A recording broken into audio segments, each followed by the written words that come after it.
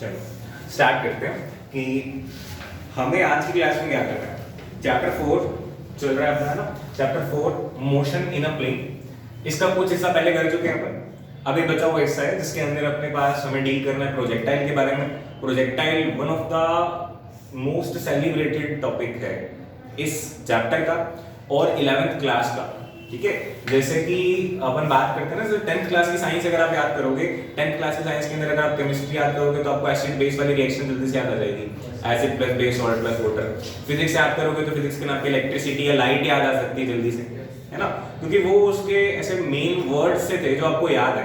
पूरा चैप्टर याद है कि नहीं है, बट कुछ कुछ बातें आपको याद रह जाती हैं।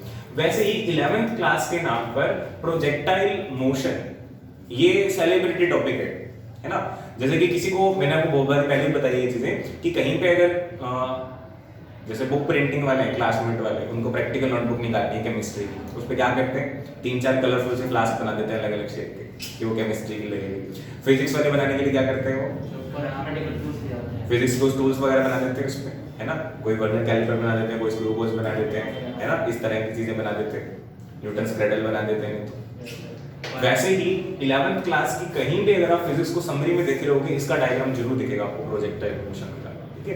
और इसमें से न्यूमेरिकल बहुत सारे बनते हैं, टॉपिक बहुत बढ़िया है, इसको है आसान, एप्लीकेशन बहुत सारी है इसकी, ठीक है। तो आपको मतलब हर तरीके से समझना है इस टॉपिक को। इसको समझने में कोई भी अपन को ऐसा मतलब कोई छूट नहीं है, अच्छे से समझना है इसको। तो स्टार्ट करते हैं बेसिक से। सबसे पहले तो आप हेडिंग लिखो प्रोजेक्टाइल, और पहले आपको ये पता होना चाहिए कि प्रोजेक्टाइल है क्या चीज। प्रोजेक्ट एक अलग चीज होता है, टाइल एक अलग चीज होती है, प्रोजेक्टाइल एक तीसरी अलग चीज होती है। प्रोजेक्टाइल किसे कहते हैं? प्रोजेक्टाइल कोई चीज होती है क्या खास? नहीं, कोई भी बॉडी, हम भी प्रोजेक्टाइल बन सकते हैं। ये हाथ में जो मार्कर है भी प्रोजेक्टाइल बन सकता है। कोई भी बॉडी, अगर किसी बॉडी को हम, ध्यान से सुनना फिर अपन लिखेंगे इसको, किसी बॉडी को अगर हम कोई इनिशियल वेलोसिटी देकर के छोड़ दें, क्या करें, किसी एक बॉडी को अपन कुछ वेलोसिटी देकर के स्पेस में फेंक दें और उसके अंदर कोई इंजन वगैरह कुछ नहीं लगा हुआ हो, तो जब हमने कुछ वेलोसिटी देकर के किसी एक एंगल पे भी छोड़ सकते हैं, सीधा भी छोड़ सकते हैं, परपेंडिकुलर भी छोड़ सकते हैं, किसी एक पर्टिकुलर एंगल पे भी छोड़ सकते हैं, ऐसे ऐसे या ऐसे, किसी भी एक एंगल पे किसी भी एक इनिशियल वेलोसिटी देकर के उसको छोड़ दें, किसके भरोसे? ग्रेविटी भरोसे। तो उसका जो मोशन है वो ग्रेविटी की वजह से होता है और उस बॉडी का नाम प्रोजेक्टाइल बन जाता है, ठीक है। तो प्रोजेक्टाइल का मतलब कोई भी बॉडी या हर वो बॉडी जिसको कुछ इनिशियल वेलोसिटी दी जाए और आगे का मोशन उसका ग्रेविटी के भरोसे चल रहा हो, ना तो उसके अंदर कोई इंजन है ना उसको कोई चलाने वाला है, ठीक है। तो लिखो हेडिंग प्रोजेक्टाइल और उसमें लिखना स्टार्ट करो। एक प्रोजेक्टाइल लिखो, थोड़ी सा लिखने वाला काम भी है। A projectile is the name given to any body,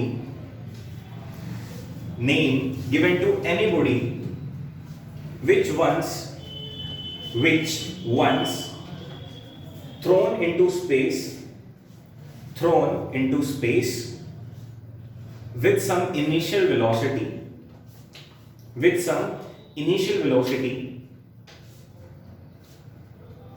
bracket में लिखो, at some particular angle, bracket close, comma, moves thereafter under the influence of gravity,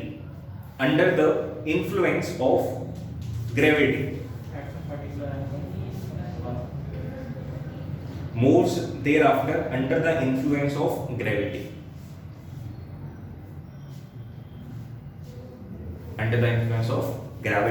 alone। Gravity के साथ में एक वर्ड होगा ना, ग्रेविटी अलोन,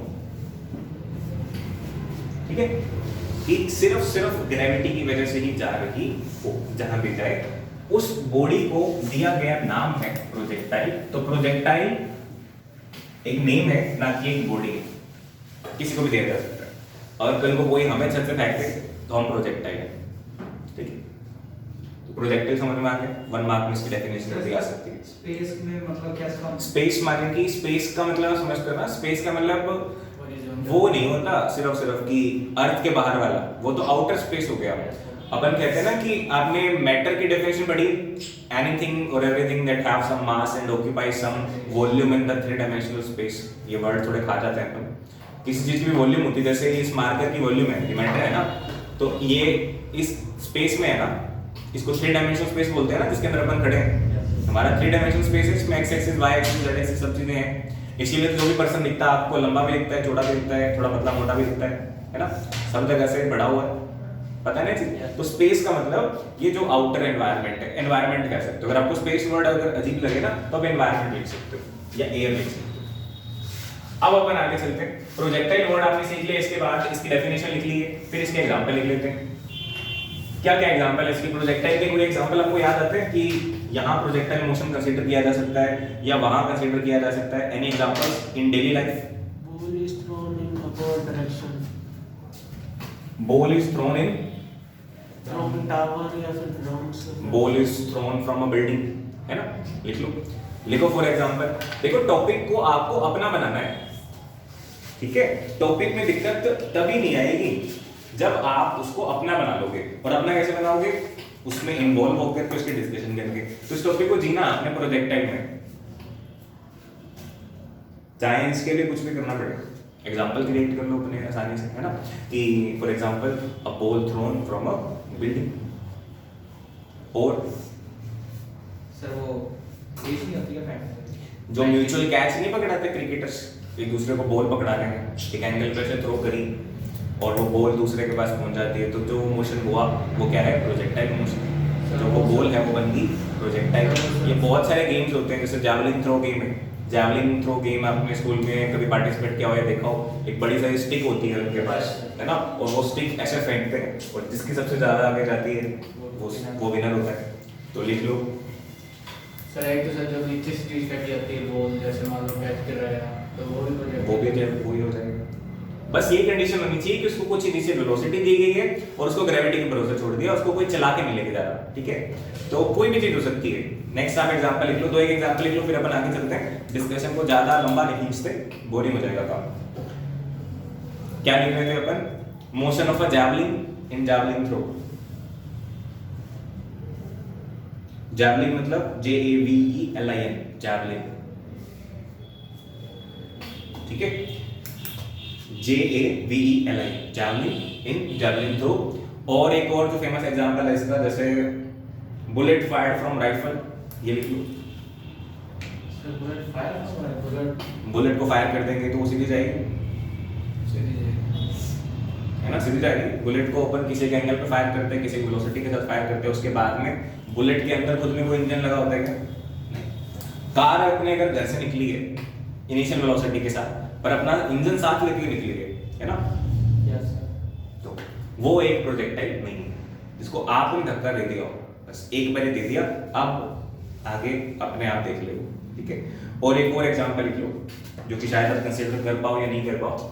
जैसे कि कोई अगर वाटर का टैंक हो, ठीक है, कोई अगर वाटर का टैंक हो और उस टैंक के अंदर यहाँ पे कहीं होल हो जाए नीचे, यहाँ तक भरा हुआ है, यहाँ से भी वो जो पानी है निकलना स्टार्ट हो जाएगा। ये क्योंकि अपन आगे वाले चैप्टर कर चुके हैं, तो आप याद करो, ये टोरिसेलीज लॉ में टोरिसेली एफ्लक्स मैंने आपको कराया है।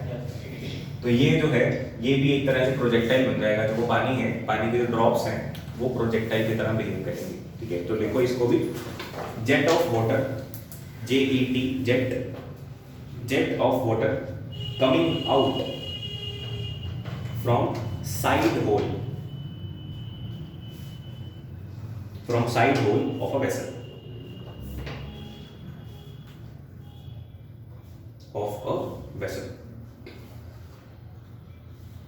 ठीक है? चलो बहुत एग्जांपल, इसके अलावा आपका मन करे तो जितने मन के एग्जांपल लिख लेना, यहाँ पे इतने लिख लेना अपन। अब आगे चलते हैं, प्रोजेक्टाइल को समझने पे चलेंगे, बट उससे पहले एक और टॉपिक हमें करना है। लिखो, principle of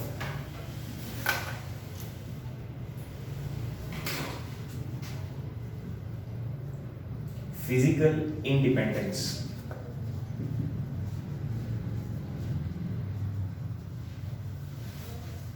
of motions.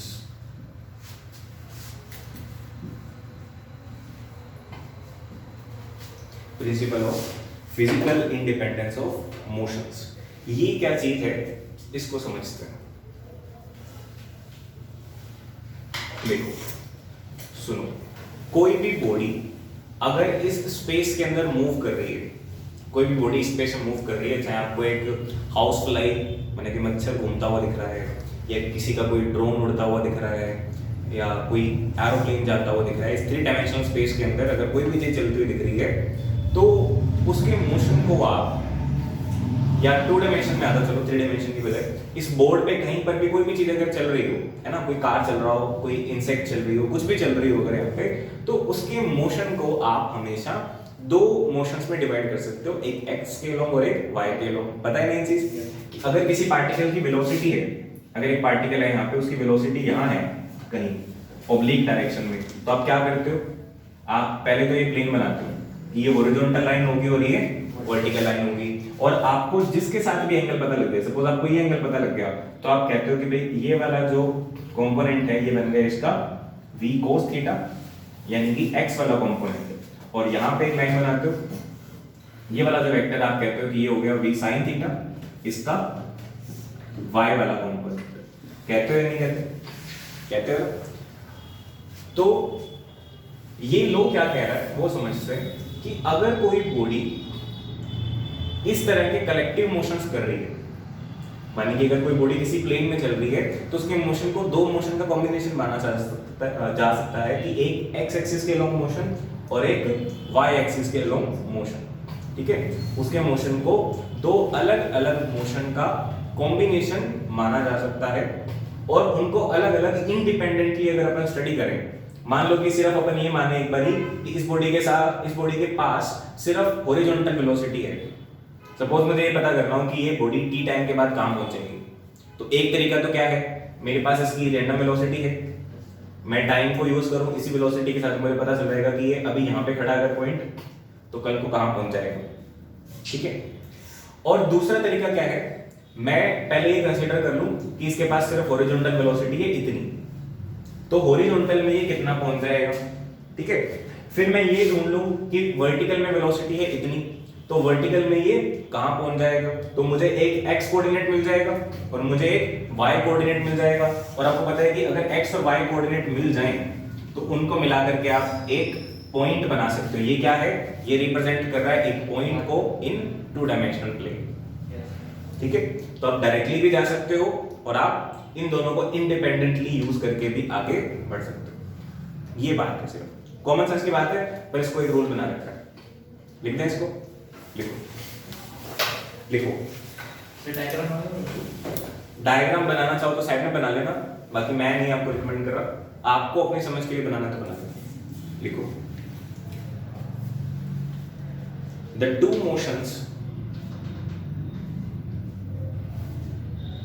motions of any object, the two motions of any object in 2-dimensional plane, in 2-dimensional plane can be treated as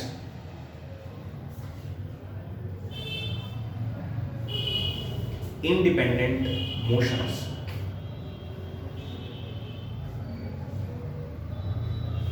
independent motions, independent का मतलब कि एक मोशन का दूसरे मोशन पर कोई लेना देना, कोई रोल नहीं है इसका, ये चीज।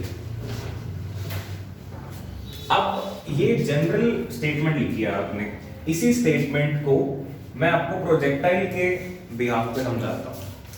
आपने स्टेटमेंट लिखी, फिर आप लिखो in reference to projectile, in reference to projectile, projectile के रेफरेंस में, प्रोजेक्टाइल के टाइम पर अपन इस स्टेटमेंट को किस नजर से देखते हैं। देखो, प्रोजेक्टाइल को अपन कोई भी एक इनिशियल वेलोसिटी देके छोड़ रहे हैं, है ना, इन रेफरेंस टू प्रोजेक्टाइल। और सपोज करो कि एक डायग्राम भी बना लेते हैं, इस केस में बना लेते हैं, और प्रोजेक्टाइल के भी अपने 2-3 केस पढ़ेंगे। पहले ये वाला केस स्टार्ट करेंगे कि जब प्रोजेक्टाइल, हमारा प्रोजेक्टाइल कोई इस तरह की बॉडी हो जिसको किसी हाइट से फेंका गया, सपोज किसी बिल्डिंग पे बच्चे खेल रहे हो किसी बॉल से, और एक बच्चे ने बॉल को किक कर दिया, ठीक है, इसने इसको किक कर दिया हो, तो इसने इसको एक initial velocity they the u, but अगर मान लो उसने फुटबॉल को ऐसे किक किया है, तो क्या वो बॉल ऐसे ट्रैवल करेगी सीधा? नहीं, कैसे ट्रैवल करेगी? प्रोजेक्टाइल में ट्रैवल करेगी, वो नहीं बोलना होता। ट्रैवल कैसे करेगी? सीधा ट्रैवल करेगी क्या? नहीं। एक ये भी कमी है कि प्रोजेक्टाइल अपन शेप को बोलना स्टार्ट कर देते हैं। हो सकता है ये चैप्टर आपके स्कूल में हो गया हो तो आपको याद हो गया हो कि भाई ये वाली जो शेप है ये प्रोजेक्टाइल होती है, तो ये प्रोजेक्टाइल नहीं होती, ये पैराबोला शेप होती है, ठीक है। तो प्रोजेक्टाइल बॉडी का नाम है, उसके पाथ का नाम नहीं है। ये इस तरह से मोशन करेगी ना, ऐसे आकर के कहीं किसी पॉइंट पे आकर के गिरेगी, सीधा तो जा नहीं सकती क्योंकि ग्रेविटी है ना। हम एयर रेजिस्टेंस को नहीं लेकर के चल रहे, पर ग्रेविटी को तो लेकर चल रहे ना, तो ये इस तरह से जाकर के नीचे गिरेगी। तो आप यहाँ पे देखोगे कि किसी भी पॉइंट पर अगर आप बॉल को देखो, किसी भी पॉइंट पर अगर आप बॉल को देखोगे तो बॉल के पास, जैसे इस केस में बॉल के पास वेलोसिटी यहाँ पे होगी, तो इसके आप दो कंपोनेंट कर सकते हो, एक हॉरिजॉन्टल और एक वर्टिकल, एक vx और एक vy। ये v, या इस पॉइंट को अगर आप p कहो तो कोई भी जनरल पॉइंट पे वेलोसिटी vp। इस बॉडी के पास दो मोशन है, एक तो इसके पास हॉरिजॉन्टल वेलोसिटी है जो कि इतनी ही रहेगी हमेशा। आपको मैं कह रहा हूं, एक तो यहाँ वाले टॉपिक समझने के लिए आपको असली दुनिया से नकली दुनिया में आना पड़ेगा।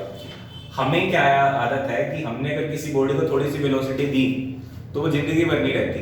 जैसे आपने किसी टॉय को थोड़ा सा धक्का दे दिया तो आपको लगता है कि थोड़ी देर बाद रुक जाएगा सर, पर इस बॉल को अगर आपने थोड़ा सा हिला दिया तो ये जब तक इसके रास्ते में फ्रिक्शन नहीं आता या सामने से कोई और फोर्स नहीं लगता तब तक ये नहीं रुकने वाली। तो अगर आपने ये कहा कि इसको इनिशियल वेलोसिटी u दे दी, तो कितनी देर के लिए दे दी? इनफाइनाइट टाइम के लिए दे दिया आपने इसको। इसके पास हमेशा वेलोसिटी कितनी रहेगी? u, जब तक इसमें कोई डेसेलरेशन मतलब डी एक्सेलरेशन या रिटार्डेशन प्रोड्यूस नहीं हो जाता, ठीक है। और आपने क्या वर्टिकली वेलोसिटी इसको कोई दी थी? नहीं दी, तो वर्टिकली वेलोसिटी आपके लिए क्या है? 0। पर जैसे ही ये बॉडी बिल्डिंग को छोड़ देगी तो वर्टिकली अर्थ तो इसको खींच रही है ना, अर्थ इसको नीचे की तरफ फोर्स लगाएगी। फोर्स लगाने का मतलब एक्सेलरेशन भी लगेगा, है ना, और एक्सेलरेशन का मतलब वेलोसिटी बढ़ेगी। तो वेलोसिटी जो 0 थी वो 0 से बढ़ करके नॉन जीरो में शिफ्ट होना स्टार्ट हो जाएगी, ठीक है। इस केस में आपने जब यहाँ पे आप समझोगे तो बॉडी के पास सिर्फ कैसी वेलोसिटी है? हॉरिजॉन्टल, वर्टिकल वेलोसिटी नहीं है। बाद में धीरे धीरे क्या होगा? वर्टिकल वेलोसिटी बढ़ती जाएगी, हॉरिजॉन्टल वेलोसिटी कम होती जाएगी।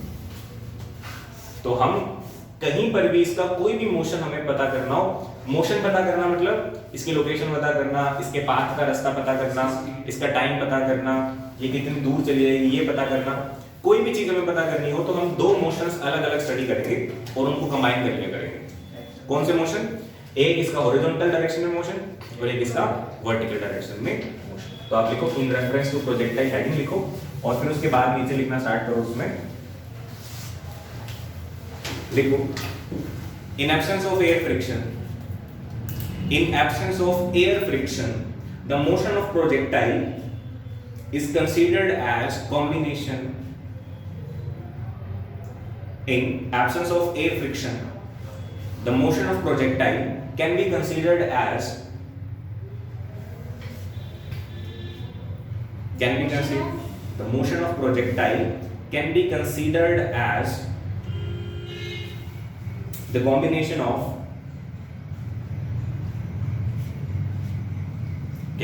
as the combination of following two motions.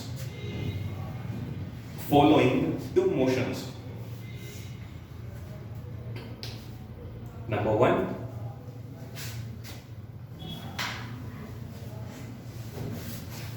motion along horizontal direction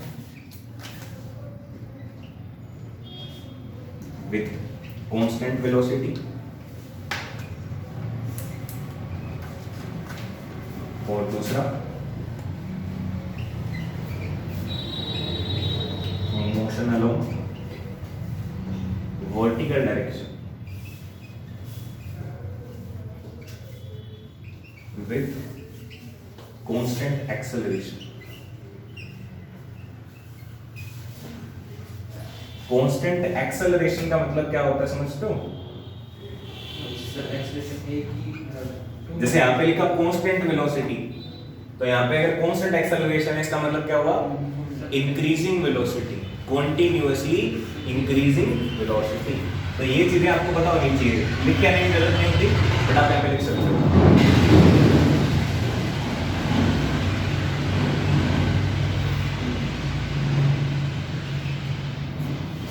continuously increasing velocity, ये मतलब होता है इसका।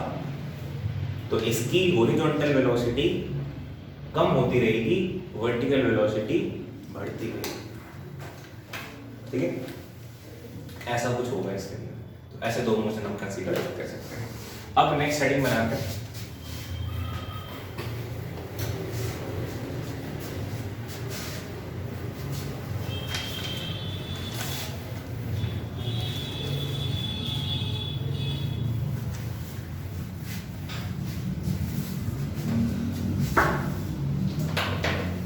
नेक्स्ट हेडिंग बनाओ, बड़ी हेडिंग बनाना है इसको। वो तैयारियां थी, अब ये टॉपिक चालू हो रहे हैं। प्रोजेक्टाइल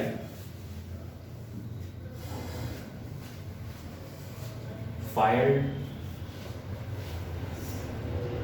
फ्रॉम हाइट,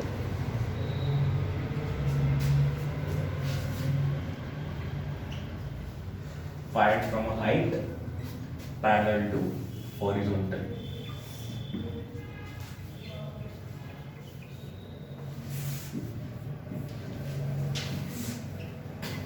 इसका मतलब फिर से वही डायग्राम बनाना है जो लास्ट टाइम आपने बनाया। अच्छे से वो डायग्राम बनाओ पहले तो। एक बिल्डिंग बना लो, एक बिल्डिंग है आपके पास, कैसे भी बना लो बिल्डिंग को। थोड़ा सा इंटरेस्ट लाओ टॉपिक के अंदर। सिंपल से है कि एक बॉल रखी हुई है यहाँ पे, ठीक है। बिल्डिंग के हिसाब से तो ये बॉल बहुत बड़ी है, पर दिखनी चाहिए अपने को बॉल बड़ी। एक बॉल है, ऐसा इमेजिन कर सकते हो।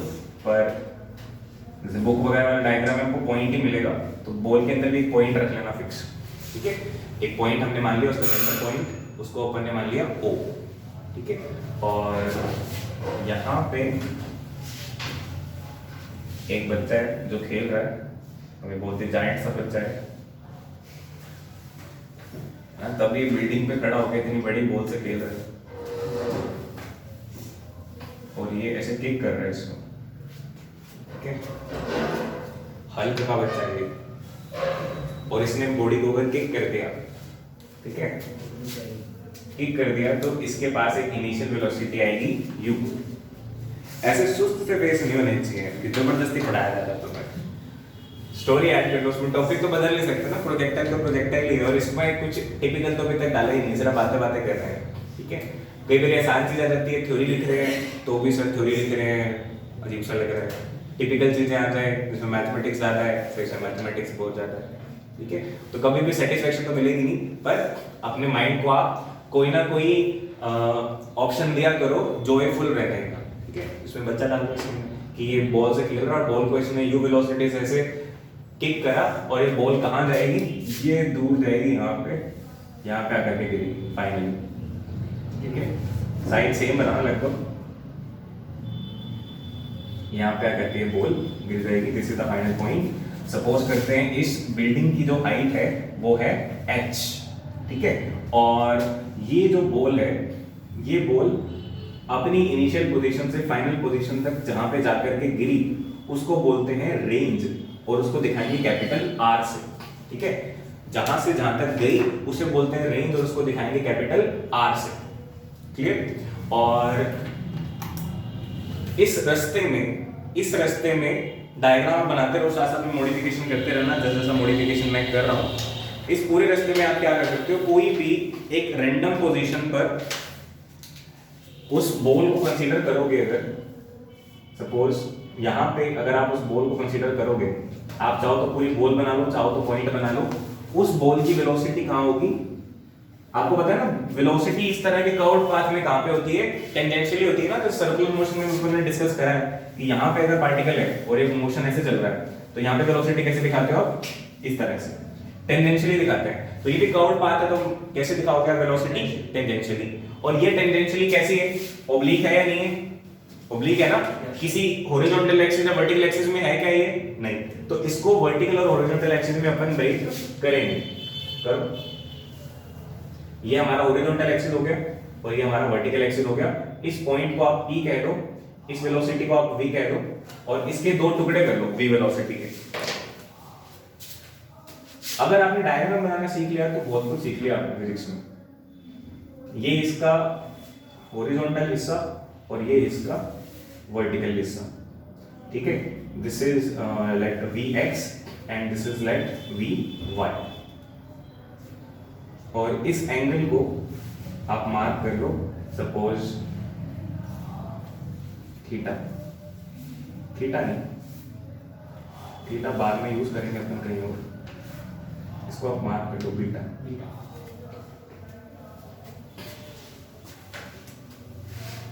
ठीक है, हर पॉइंट पर ऐसा आप देख सकते हो, जैसे स्नाइपर वाले नहीं होता, स्नाइपर के अंदर हर पॉइंट पे हॉरिजॉन्टल और वर्टिकल बनता है ना कि कहां पे बन रहा है। तो वैसे इस पॉइंट पे भी आप हॉरिजॉन्टल वर्टिकल बना के देख सकते हो कि उस केस में आपको दिखेगा कि आपको तोड़ने की जरूरत ही नहीं पड़ेगी, सारी की सारी वेलोसिटी कहां पे है, हॉरिजॉन्टली आगे की तरफ है, वर्टिकल में आएगा ही नहीं कुछ भी। ओके, अब ये जो जनरल पॉइंट है, इस पॉइंट के कोऑर्डिनेट्स कोई जनरल से मान लेते हैं, सपोज x, y लिखो, डायग्राम बनाना सीख लो। अगर इसके कोऑर्डिनेट को मैं x, y ऐसा कुछ कह रहा हूं तो इसका मतलब x क्या है और y क्या है। अगर इस पॉइंट को मैं x, y से डिनोट कर रहा हूं तो इसका मतलब x और y डिस्टेंस क्या होंगे। देखो, ये जो पॉइंट है जहां से हम चलते हैं ना, हम चल रहे हैं, बॉडी चल रही है, कोई भी चल रही है, वो उसका ओरिजिन हो गया एक तरह से, और ये y एक्सिस हो गया और ये वाला क्या हो गया, x एक्सिस हो गया, है ना, यही चीज है। तो यहाँ पे अगर इस पॉइंट को मैं x, y से रिप्रेजेंट कर रहा हूं तो इसका मतलब कि x क्या डिस्टेंस है और y क्या डिस्टेंस है, उसको अगर मैं दिखाऊं तो कैसे दिखाऊंगा, इस पॉइंट के जो नीचे की तरफ हाइट है, ये जो हाइट है,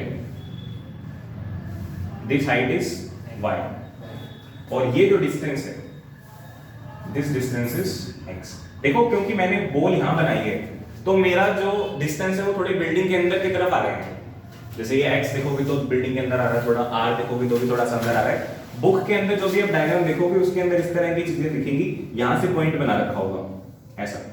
तो जो भी x होगा वो ऐसे बिल्डिंग से चलेगा उनका जनरल पॉइंट तक का, और ऐसे y चलेगा, यहीं से रेंज चलेगी। तो आपकी चॉइस, आप कैसे बनाना चाहते हो। आपके पास ये चीज फिक्स है कि बॉडी से चलनी चाहिए सारी चीजें। बॉडी अगर आपने यहाँ पे रख दी, अगर आपने बॉडी को यहाँ रख दिया तो वो यहाँ से चलनी चाहिए।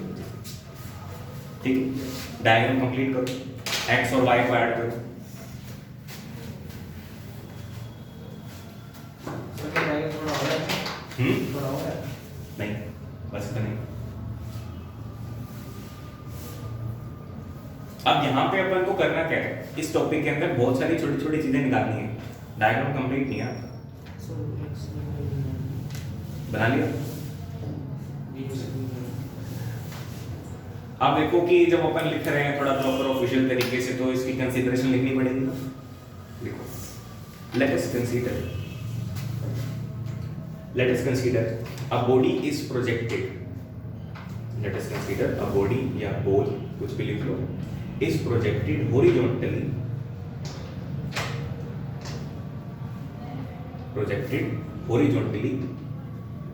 with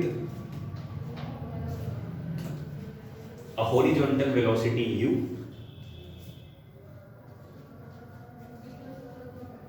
from height h.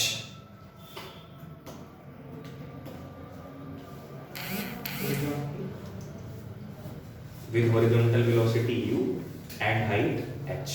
Full stop. Next paragraph में आओ और लिखो, now the body has two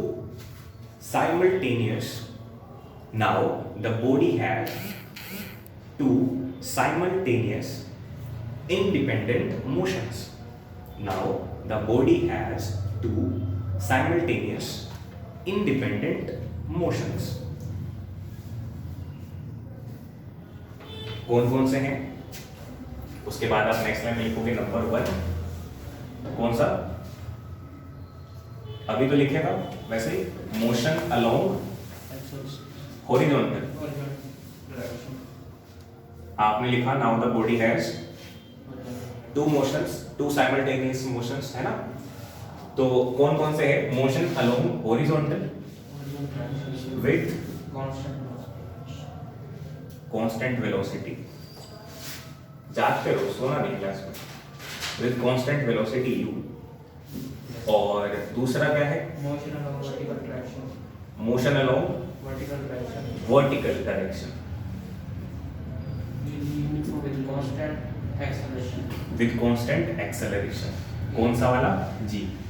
अब मैं वो चीज तो दोबारा ना लिखूं ना कि कांस्टेंट एक्सेलरेशन का मतलब ये होता है कि इंक्रीजिंग वेलोसिटी, वो पता है ना, आपको बताने की जरूरत तो नहीं है, ठीक है। अब ये हमने इंट्रोडक्शन दे दी है कि ऐसा कुछ हो रहा है। अब हमें कुछ चीजें निकाल करके दिखानी है ना, एग्जामिनर को या खुद के लिए। आपको बहुत सारी चीजें समझनी है, जैसे कि इसका पाथ जो है, देखो एक्सपेरिमेंटली और मैथमेटिकली दो चीजें होती हैं, है ना। एक चीज तो होती है कि एक्सपेरिमेंटली करके देख लो, जो होगा दिख जाएगा। और फिजिक्स वाले लोगों का या साइंस वाले लोगों का क्या काम है कि बिना एक्सपेरिमेंट किए प्रेडिक्ट कर देना, है ना। बिना एक्सपेरिमेंट किए प्रेडिक्ट कर देना कि क्या होगा, तभी तो हमारा फायदा है ना। कि बहुत सारे मिशन अगर हमें पता करना, जैसे यहाँ से मून तक भेजना है, तो कैसे कैसे भेज के देखेंगे। तो अगर तो सिर्फ एक्सपेरिमेंटल ही स्टडी हो तो सारे मिशंस बनाओ और बना के भेज के देखो, जो पहुंचा ठीक है, नहीं पहुंचा तो कैंसिल, नहीं पहुंचा फिर कैंसिल। अगर आपको पता ही चल रहा है कि भाई अच्छा यहां से वहां तक कैसे जाया जाता है, किस पाथ से जाया जाएगा, कितना ग्रेविटी को क्रॉस करने के लिए कितनी वेलोसिटी चाहिए, ये सारी बातें अगर आपकी समझ में आ जाए तो ऑटोमेटिकली आप अपने जो भी बॉडी होगी, सैटेलाइट होगी, रॉकेट होगा, उसको उसी तरह का डिजाइन करोगे, है ना। जैसे मैंने आपको लास्ट टाइम फ्रिक्शन वाला चीज समझाई थी, इन चीजों को हमेशा समझ के चलना कि फिजिक्स में ये सारी चीजें होती क्यों है। फ्रिक्शन के अंदर आपको मैंने एक एंगल ऑफ रिपोज बताया था कि एक एंगल ऐसा होता है, अगर आप एक फ्लोर को बढ़ाते जा रहे हो तो एक एंगल ऐसा होगा जिस एंगल तक तो ये बॉडी अपने फ्लोर पे टिकी रहेगी। आपने उस एंगल से ज्यादा इस फ्लोर को झुका दिया, माने एंगल बढ़ा दिया आपने इसका इंक्लिनेशन का, तो वो बॉडी स्लाइड करके नीचे आ जाएगी, है ना। हमारे लिए बात कर दे कि हमारे फ्लोर को उठाना चालू कर दें, तो एक टाइम के बाद हम स्लाइड करना स्टार्ट कर देंगे। तो वो एंगल ऑफ रिपोज होता है, उसकी कैलकुलेशन आपको करनी सिखाई है फ्रिक्शन वाले चैप्टर में, है ना। अब आप सोचो कि आपके लिए उसका फायदा क्या है कि आपको अब फ्लोर बनाते वक्त, अगर आप एक आर्किटेक्ट हो तो आप फ्लोर बनाते वक्त इस चीज का ध्यान रख सकते हो, है ना, कि कोई छोटा बच्चा फिसले ना इस पे खड़ा होकर। अगर तो फिजिसिस्ट हो तो आप बिना बच्चों खड़ा किए आप समझ के देख सकते हो कि कौन से मास वाला बच्चा यहाँ पे नहीं फिसलेगा।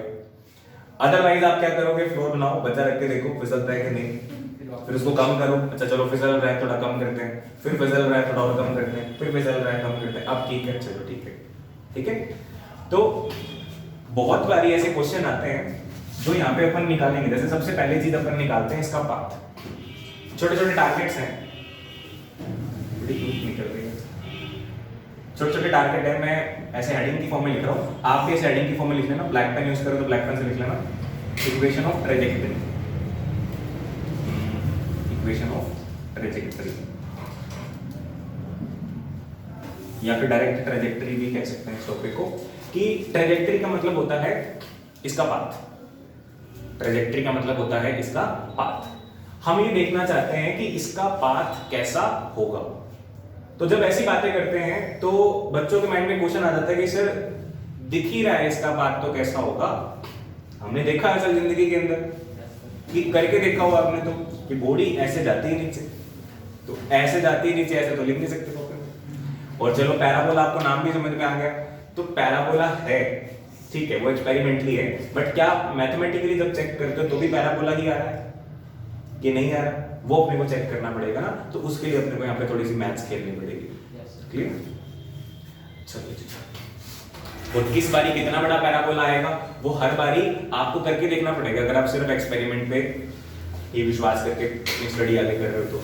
और ये सीख लोगे तो आपको पता चल जाएगा कि पैराबोला किस शेप का, किस तरह का, कितना बड़ा होगा। निकालते हैं। पहले लिखते हैं the path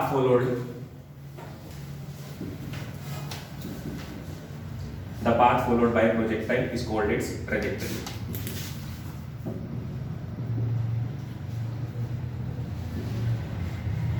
trajectory common word है, आप घर से जो रास्ता फॉलो करके आए हो उसको आपकी ट्रेजेक्टरी कहेंगे।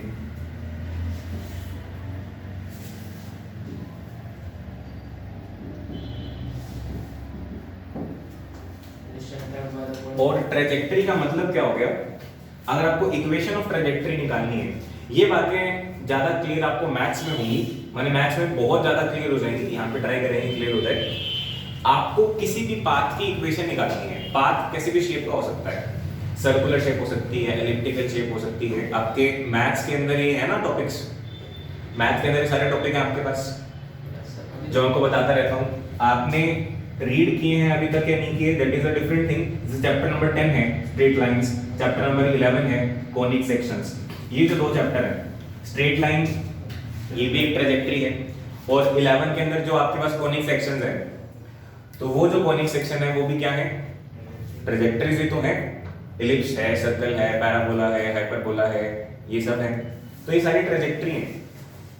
इनकी अगर इक्वेशन निकालनी है तो इक्वेशन निकालने का मतलब ये होता है मैथ्स की लैंग्वेज में x एंड y में रिलेशन।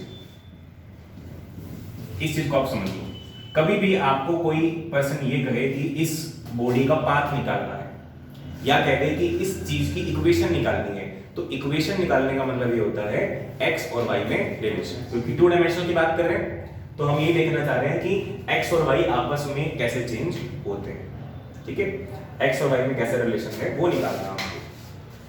तो अगर इतनी समझ आपके पास हो तो आपको पता लग जाएगा कि सर हमें क्या करना है, x और y में रिलेशन निकालना है।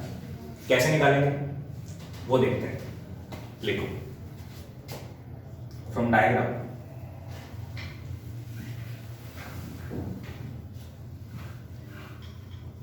consider projectile at a general point P x comma y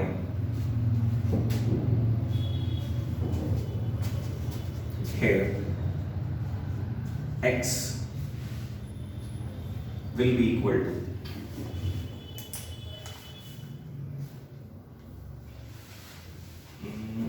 थोड़ा सा चेंज करते रुको, from diagram consider projectile at a general point P at time T, इतना मेंशन कर लो यहाँ पे। थोड़ी सी अच्छी ग्रामर वाली लाइन तो नहीं बनी बट ठीक है चल जाएगा काम, कि हम ये इमेजिन कर रहे हैं कि आफ्टर टाइम T जो वो पॉइंट O से जर्नी स्टार्ट करी थी उसमें कहाँ पे पहुंच चुका है, वो P तक पहुंच चुका है। P तक पहुंचने में उसको टाइम जो लगा वो लगा स्मॉल t, ठीक है। तो अगर स्मॉल p तक पहुंच गया है टाइम t में, तो इसका मतलब उसने कुछ हॉरिजॉन्टल डिस्टेंस भी ट्रैवल किया है और कुछ वर्टिकल डिस्टेंस भी ट्रैवल किया है ना, और उस डिस्टेंस को हम निकालना चाह रहे हैं। तो हियर अगर मैं x को निकालना चाहूं, x कैसे निकलेगा, x will be just multiplication of u and t। This is your equation number 1। कैसे आया ये 9th या 8th क्लास का formula, distance is equal to speed into time. बाकी आपको अगर 11th क्लास की नजर से दिखाया जाए तो आपको इसको समझना चाहिए second equation of motion, s is equal to ut plus half at square. Displacement निकालने के लिए क्या करते हैं, ut plus half at square करते हैं, पर क्योंकि x डायरेक्शन में एक्सेलरेशन है ही नहीं तो at स्क्वायर वाली जो टर्म है वो गायब हो जाएगी, क्या बचेगी ut। तो डिस्प्लेसमेंट निकालने के लिए सेकंड इक्वेशन लगाइए, तो आप इसको उस तरह से समझो, ठीक है। और अगर मैं y वाला निकालना चाहूं, यहां पे क्या दिक्कत थी, यहां पे इनिशियल वेलोसिटी है, एक्सेलरेशन ही है, तो जो दो टर्म है पहली बचेगी दूसरी नहीं बचेगी, उसके अंदर क्या होगा, दूसरी बचेगी पहली नहीं बचेगी, है ना। तो लिखो and y is equals to 0t plus half gt square. आप इसमें भी ऐड करना चाहो तो कर सकते हो, plus half into 0t square. तो ये क्या बन जाएगा, y is equals to 1/t gt square, सिर्फ इतना बन जाएगा। अब आप चेक करके देखो कि x की आपके पास वैल्यू आ गई, y की वैल्यू आ गई, क्या x और y को एक दूसरे के आमने सामने ला सकते हो आप? तीसरा जो यहाँ पे वेरिएबल है वो कौन है? t। अगर मैं t की वैल्यू यहाँ से निकाल के वहां पुट कर दूं या वहां से यहाँ पुट कर दूं तो x और y में लिंक बन जाएगा, है ना? तो x ut है। कौन सा काम आसान रहेगा? यहाँ से निकाल लेना। तो इसको मैं लिख देता हूँ t x upon u। समझ के करना काम, समझ के करोगे तो आपको समझ में आ जाएगा। इसको इक्वेशन 1 कह देता हूँ और ये बन गई मेरी इक्वेशन 2।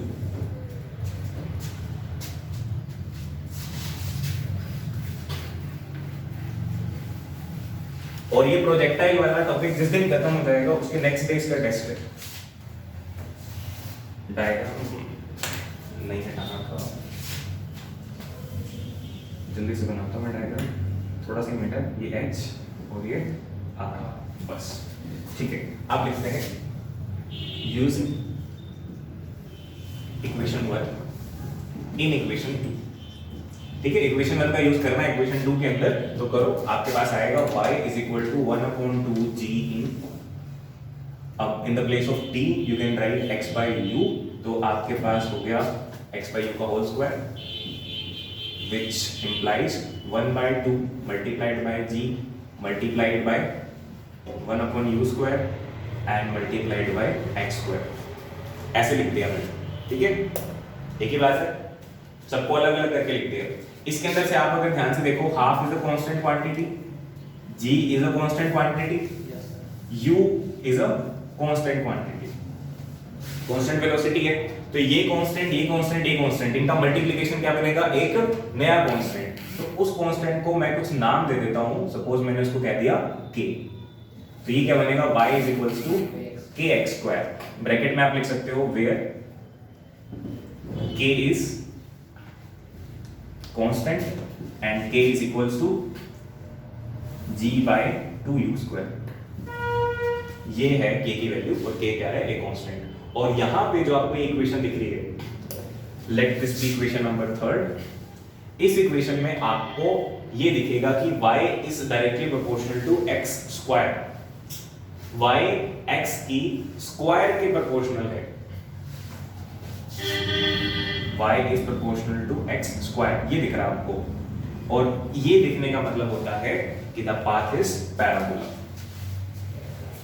ठीक है, तो आप लिखो, पहले लिखो, फिर उसके बाद में कुछ एक डाउट आपके माइंड में हो सकते हैं, वो क्लियर करते हैं। यहां पे लिखना from equation 3 we see that y is directly proportional to x square, therefore the trajectory किसी को अजीब लगे तो the path followed भी लिख सकते हो of projectile is या will be parabola।